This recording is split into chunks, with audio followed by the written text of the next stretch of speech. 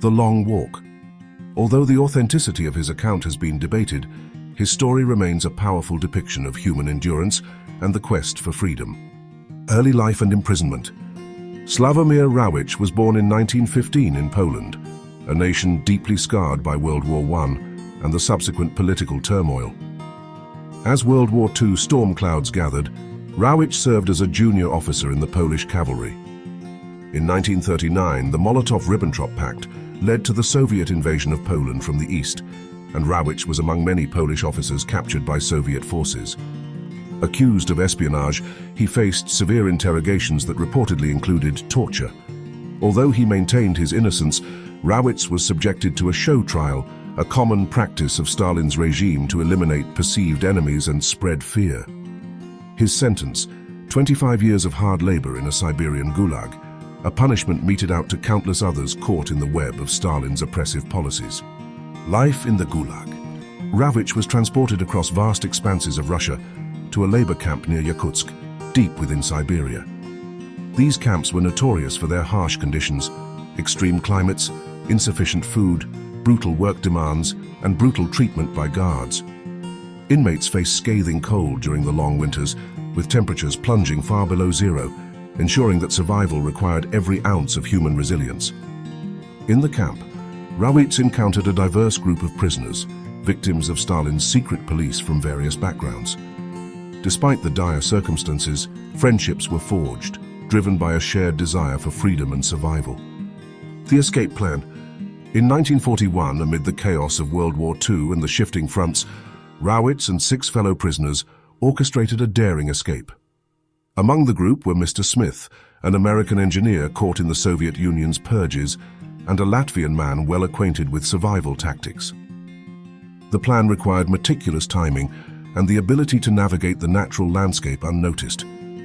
Taking advantage of a snowstorm that obscured visibility, the group slipped away from the camp under the cover of darkness, abandoning the immediate safety of numbers and shelter for the uncertainty of Siberia's wilderness. The journey through Siberia. Once free from the confines of the Gulag, the escapees embarked on an epic journey southward.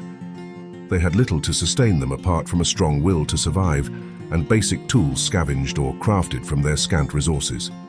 Their path through Siberia was fraught with danger from both the elements and the potential pursuit by Soviet authorities.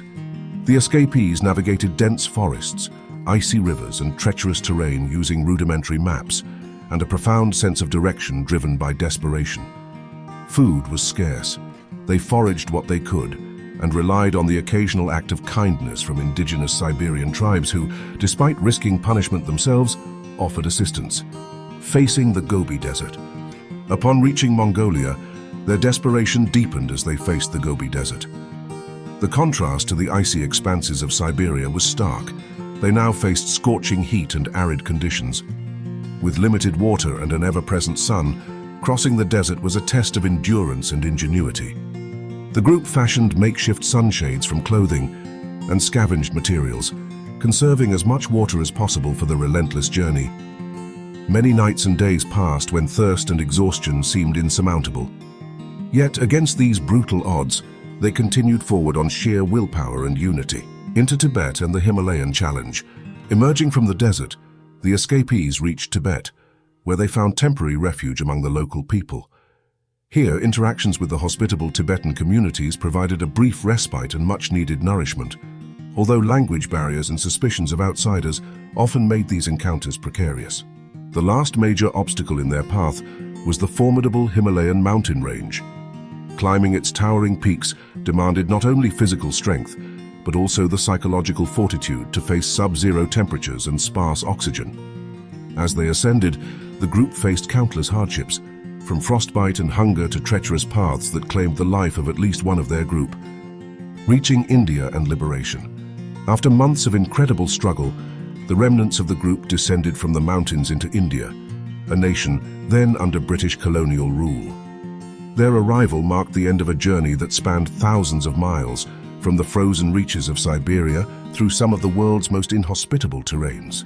In India, the men were met with disbelief by British authorities, who struggled to comprehend the journey they had undertaken. However, they were provided with medical care and assistance to recuperate from the grueling ordeal.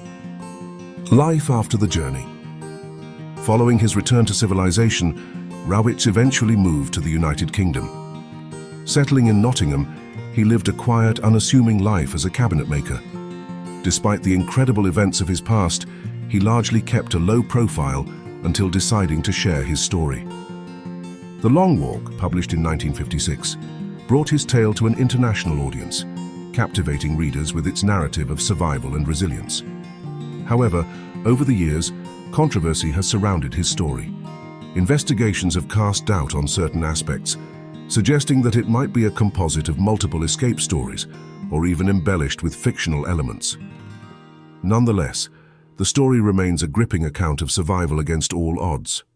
The legacy of the Long Walk. Whether entirely factual or partially fictionalized, Rawicz's story has left a lasting legacy. It highlights not only the extreme conditions and human rights abuses of the Soviet gulags, but also the indomitable spirit of those who sought freedom at any cost. The book has inspired readers worldwide and contributed to the broader understanding of the human capacity for endurance and the constant quest for liberty. To this day, The Long Walk serves as a profound reminder of the human spirit's strength in the face of oppression and its relentless pursuit of freedom, regardless of the obstacles or the questions surrounding the historical minutiae of the tale. Thanks for watching. If you have any thoughts on the events covered in this video, please share them in the comments below. Don't forget to subscribe for more informative content and check out my next video, where I'll be doing a deeper dive into one of these topics.